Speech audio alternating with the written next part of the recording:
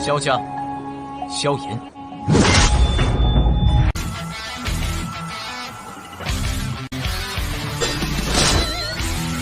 指缝中的光点燃了梦魇，站在云端俯瞰着世界无边无边。Selamat datang di channel hiburan netizen.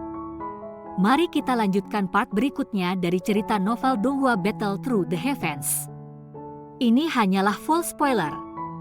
Tanpa banyak kata demi menghemat kuota, segera kita mulai isi ceritanya. Perubahan mendadak yang tak terduga dalam situasi menyebabkan semua orang yang hadir menjadi terkejut. Pada saat mereka pulih, mereka hanya melihat pria berpakaian putih di tanah. Hati semua orang selain kelompok 4 orang Feng Qing'er merasakan kedinginan. Tatapan mereka mengandung ketakutan tambahan ketika melihat Xiao Yan.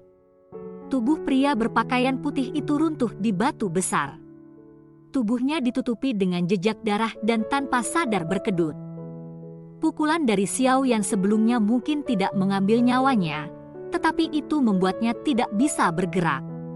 Dengan kekuatannya sebagai bintang 7 Do Huang, tidak mungkin baginya untuk menahan pukulan dari Xiao Yan. Mata Xiao Yan menyapu dengan acuh tak acuh atas orang ini. Dia perlahan berbalik dan dingin wajahnya dengan cepat meleleh. Dia tersenyum kepada orang lain dan dengan lembut bertanya, apakah tidak ada jumlah orang yang lebih sekarang? Pandangan Feng Qing'er menyapu wajah Xiao Yan. Dia dengan dingin tertawa, Anda sangat sombong. Sepertinya paviliun petir angin saya tidak dapat dibandingkan dengan Anda ketika melakukan hal-hal seperti ini. Xiao Yan hanya tersenyum di wajah ejekan dalam nada Feng Qing'er. Dia berkata, ini hanyalah kasus orang lemah yang dimakan. Namun, saya tidak mengerti bagaimana saya bisa lebih sombong daripada paviliun petir angin karena telah manuver beberapa elit dozong untuk mengelilingi saya. Seseorang hampir tidak dapat menemukan banyak orang yang memiliki kemurahan hati seperti itu.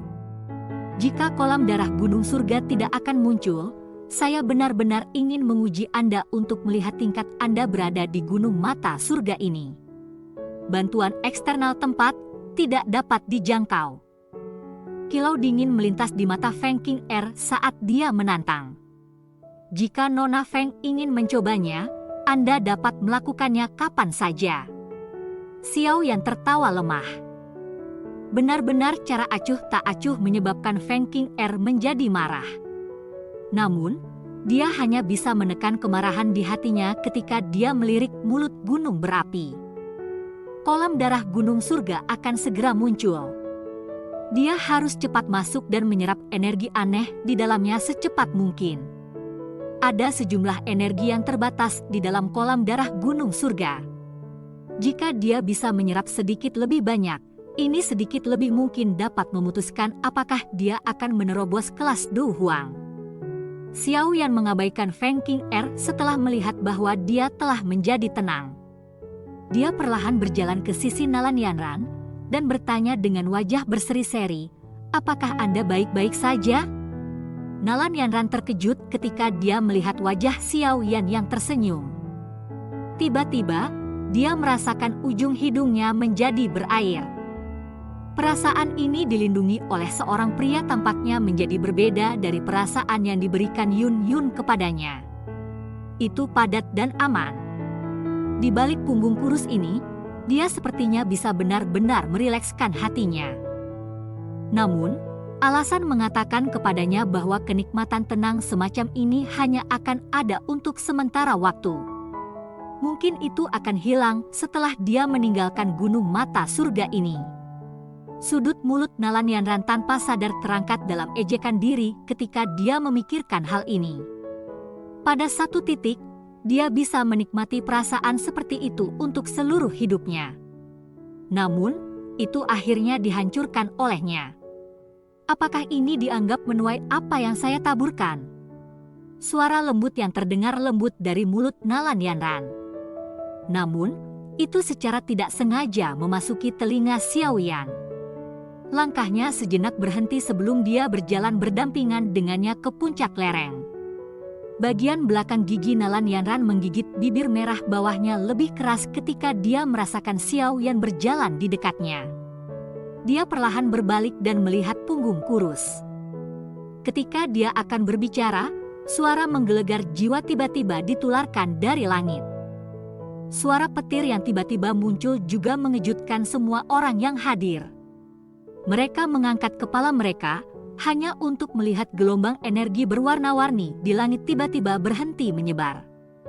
Sebuah spiral berwarna-warni yang sangat besar muncul di mulut gunung berapi. Sementara perlahan-lahan berputar, Xiao Yan dan yang lainnya bisa merasakan energi megah yang sangat menakutkan yang berkumpul di langit dengan liar. Apakah kolam darah akan muncul? Sukacita muncul di mata kelompok Xiao Yan ketika mereka melihat perubahan yang tidak biasa di langit. Mengikuti munculnya pusaran energi yang sangat besar dan berwarna-warni ini di langit, energi di sekitar mereka mulai berfluktuasi. Gelombang energi mengalir ke dalam pusaran seperti kain berwarna-warni, menyebabkan kecepatan spiral meningkat.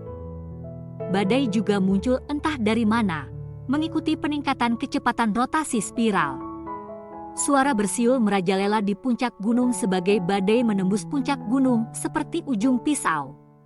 Ini meninggalkan beberapa retakan tebal di beberapa batu besar di tengah gelombang suara cici. Douqi kuat melonjak dari tubuh kelompok Xiao Yan. Tubuh mereka seperti batu yang berdiri tanpa bergerak di lereng yang tinggi. Kebanyakan orang yang tiba di sini dianggap sebagai orang-orang top dari generasi muda di wilayah utara dataran tengah. Secara alami tidak ada orang lemah di antara mereka. Ukuran spiral energi menjadi lebih besar di langit, dan energi yang terkandung di dalamnya juga menjadi semakin menakutkan. Pada saat tertentu, kecepatan berputar akhirnya berkurang. Tiba-tiba, spiral berhenti sejenak sebelum cahaya menyilaukan tiba-tiba meletus dari tengah spiral. Cahaya intens yang tiba-tiba pada dasarnya menutupi seluruh pegunungan mata surga. Pada saat ini, kabut tebal yang menyelimuti pegunungan telah menjadi lebih tipis di tengah cahaya ini. Spiral energi tiba-tiba berhenti saat cahaya yang kuat muncul. Segera, sebuah pilar energi yang berukuran ratusan kaki memancarkan suara seperti bola meriam. Itu meledak dari spiral, arahnya menuju mulut gunung berapi di bawah. Ekspresi Xiao Yan dan yang lainnya sedikit berubah di hadapan pilar cahaya energi yang menakutkan ini. Tubuh mereka dengan cepat menarik diri. Kecepatan pilar cahaya sangat cepat. Dalam sekejap, itu dengan keras mendarat di mulut gunung berapi. Segera, gelombang udara besar menyapu dan batuan aneh di sekitarnya segera diledakkan. Kaki Xiao Yan dan yang lainnya bergesekan dengan tanah saat mereka mundur hampir 10 meter lebih. Baru kemudian secara perlahan mereka menstabilkan tubuh mereka. Mereka melihat puncak gunung yang menjadi kosong dalam sekejap mata, dan tanpa sadar menghapus keringat dingin di dahi mereka. Mengangkat mata mereka, mereka bisa melihat bahwa mulut gunung berapi itu diserap dengan cahaya berwarna-warni yang padat. Gelombang energi kuat, yang luar biasa padat, beriak di dalamnya. Sekarang adalah waktu terbaik untuk masuk ke kolam darah gunung surga, silakan bergerak. Sosok Jinshi melayang dari tempat yang jauh sebelum akhirnya mendarat. Ada 2 tikus besar menelan emas di belakangnya, kegembiraan yang sulit untuk dihapus langsung melintas di mata Feng Qing'er dan yang lainnya ketika kata-katanya terdengar. Tubuh mereka bergerak dan mereka dengan cepat melepaskan kecepatan tercepat mereka, berubah menjadi beberapa sinar cahaya yang terbang ke mulut gunung berapi dengan cara yang seperti kilat. Xiao Yan melirik Feng Qing'er dan yang lainnya, yang dengan liar menuduh. Hatinya tanpa sadar tertawa. Setelah meraih pergelangan tangan Nalan Yanran dari belakangnya, tubuhnya bergerak dan dengan cepat melesat maju. Ingat, jangan terlalu jauh ke dalam kolam darah gunung surga. Anda harus cepat menyerap energi begitu masuk. Ini adalah kesempatan yang sulit didapat. Xiao Yan dengan cepat mengingatkan Nalan Yanran sementara dia melintas ke depan. Ya, Nalan Yanran tidak menentang Xiao Yan menariknya. Sebaliknya, dia dengan lembut mengangguk. tidak perlu menunggu saya setelah Anda keluar dari kolam darah gunung surga. Saya mungkin membutuhkan waktu yang cukup lama. Tubuh Xiaoyan bergerak dan muncul di mulut gunung berapi. Dia secara acak mengucapkan beberapa kata ketika dia melakukannya. Setelah itu, matanya menyapu mulut gunung berapi dan takjub muncul ke permukaan. Pada saat ini, mulut gunung berapi yang sangat besar dipenuhi dengan energi yang padat dan berwarna. Tampak luar biasa cantik.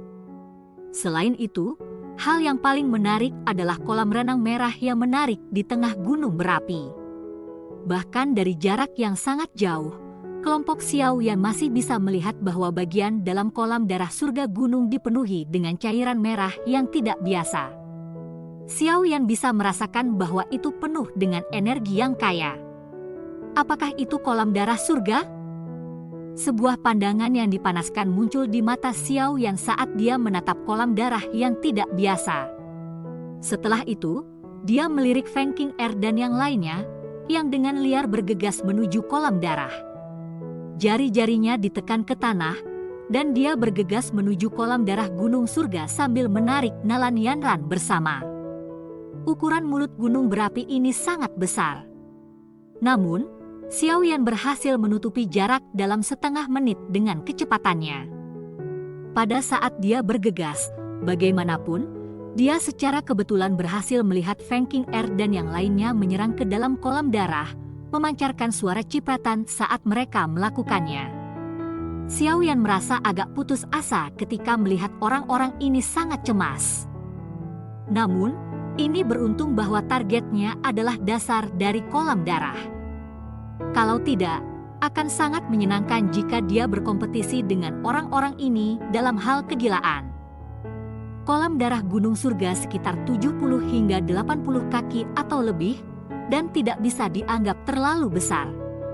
Namun, itu lebih dari cukup untuk mengakomodasi Xiaoyan dan yang lainnya.